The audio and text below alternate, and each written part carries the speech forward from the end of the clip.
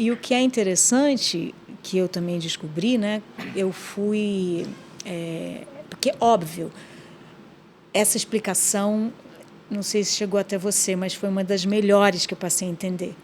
Porque até o cérebro se dá conta que tem alguma coisa que não está...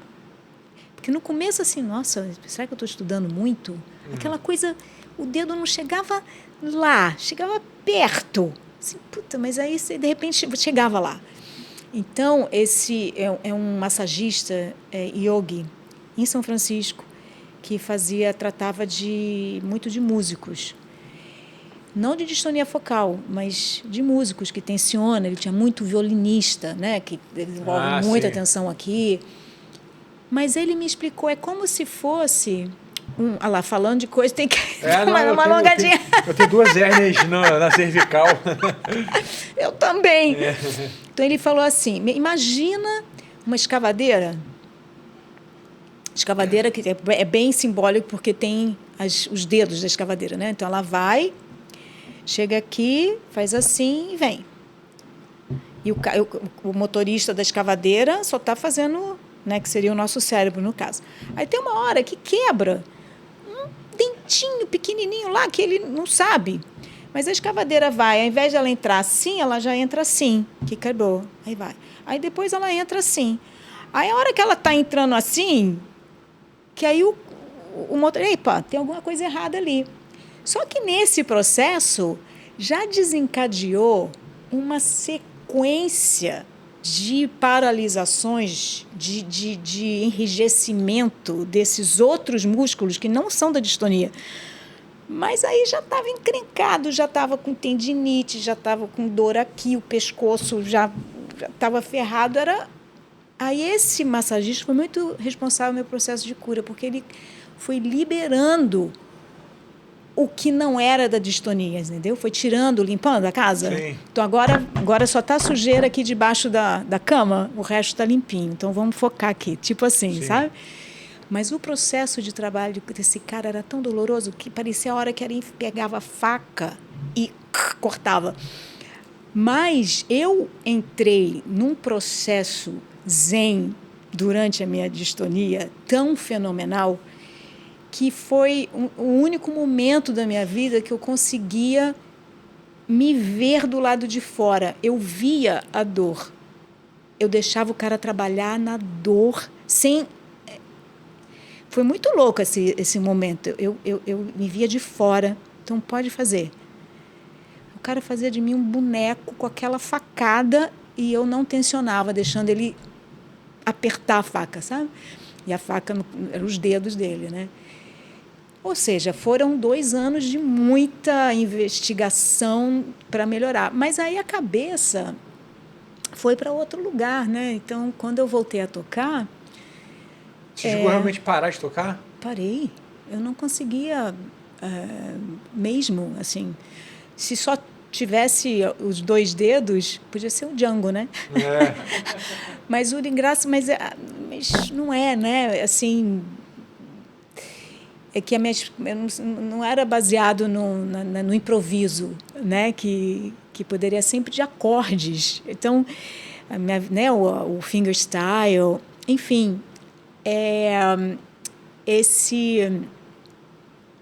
quando eu voltei a tocar violão, o dia que eu peguei o violão e começou a fazer foi depois de uma sessão de body talk, que é uma terapia que nasceu na Alemanha.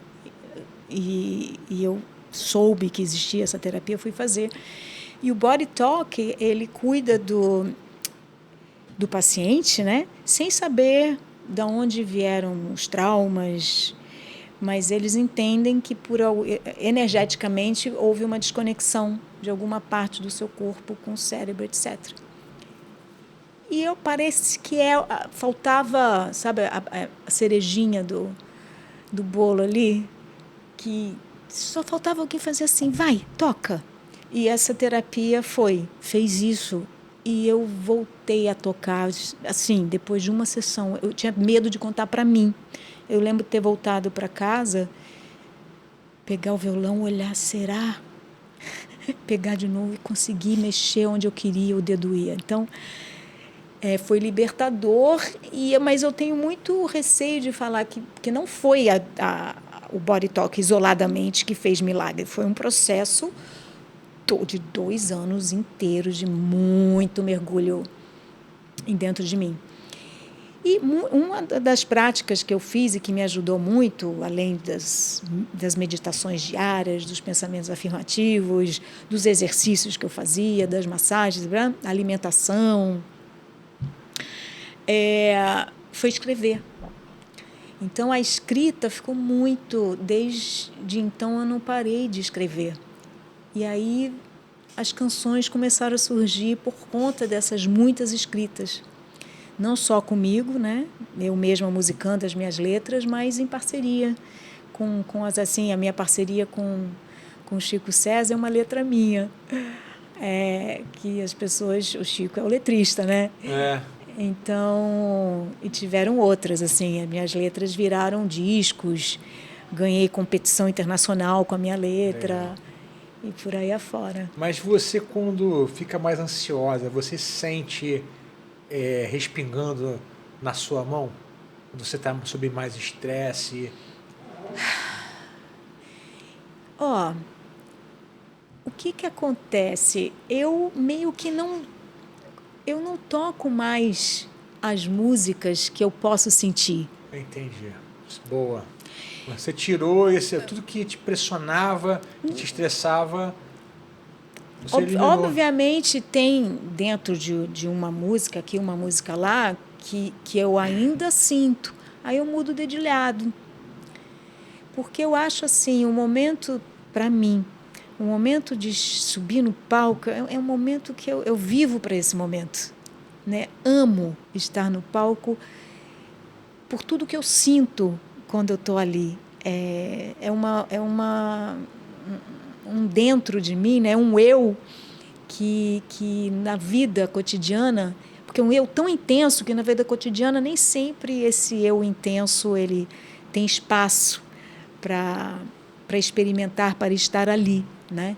Então, assim, no decorrer de, 70, 90 minutos, você vive todas as emoções ali. Eu vivo completamente. Então, assim, a música é para falar de amor, vou ser imbuída desse amor. Se é para falar de um protesto, eu vou ficar puta junto com a música. Se é para falar...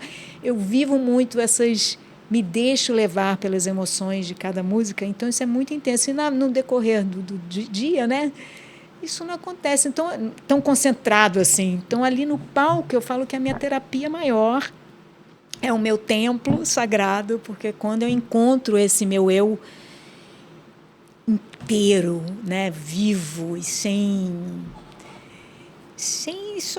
o outro, né, eu comigo mesmo ali. E esse teu álbum tem banda, né? Você tá saindo para tocar sozinha ou esses shows eles são com banda? Esses aqui eu tô fazendo sozinha. Entendi. Aí aquela história, até porque esse show eu ainda não ensaiei com a banda. Agora no começo de janeiro eu faço show com a banda em São Paulo. Mas a minha vida inteira, mesmo que nos discos tenham vários músicos, sempre vai existir a possibilidade de eu levar aquele mesmo show solo, porque sempre todos os arranjos partem dessa união da voz da Badi com o violão da Badi. Ele sempre é criado ao redor, né? Então, quando tira o ao redor, ele existe. Até tem, assim, por exemplo, uma música do disco novo que eu não sei, essa no meu show solo ela não entra, porque ela foi criada de uma forma que é Tororó, do Zé Cabaleiro e do Vicente Barreto. Ela ficou tão... Eu lembro essa música aqui, é bem regional, assim, né? E, assim, o violão que inclusive, quando eu fui gravar o violão final, eu olhei para o Tó e falei assim, Tó, e agora? Aí ele me ensinou um violão resfolego, que é uma técnica super que eu aprendi ali no estúdio, mas que eu já esqueci. Eu falei, Tó, encontrei com ele todo dia, eu vou ter que passar lá para você me ensinar de novo. Que eu tenho que estudar para poder fazer essa música de um jeito que me dê prazer, né? Que tem isso também, que se eu for fazer os acordes tchango, isso eu sei fazer, mas isso eu não me traz esse prazer, assim. Então, tem que chegar nesse lugar que eu me sinto confortável com essa mensagem que eu tenho que passar, né? Não, porque, como eu falei no início do nosso podcast, um super som de banda, assim, super bem gravado, bonito, os arranjos. Tem uma música que entra com piano, já entra com aquela harmonia quartal pesada de piano. A segunda ou terceira música, eu não lembro. Mas, assim, é um som bonito de banda, né? Eu adoro ouvir esse tipo de som também. E esse disco, ele foi um dos meus únicos, se não único, que é uma banda a mesma do começo ao fim. Então, é um disco de banda, porque os outros discos são convidados. Sim. Aqui tem uma base, tipo contrabaixo e a percussão, né, que nem Wonderland. Foi o Zeca Assunção e o Marco Suzano. Mas em cada faixa tinha um outro convidado. Mas esse é do começo ao fim. Débora Gurgel, Serginho Machado, Fabinho Sá. E foi demais ver, porque os arranjos foram feitos ao vivo ali no estúdio, a 4 mãos, sabe? Tão bonito ver nascendo, assim, né? Que chegou a semente ali do violão e da voz e eles foram criando e eu fiquei de camarote. Obviamente, tendo toda a liberdade de falar, né, eu acho que não, eles nem precisou. Foi nascendo só joinha. Que lindo, emocionante ver. Gente muito boa, né? Mas então a galera também vai conseguir ouvir você com banda nesse álbum? Vai, a gente está ensaiando entre Natal e Réveillon.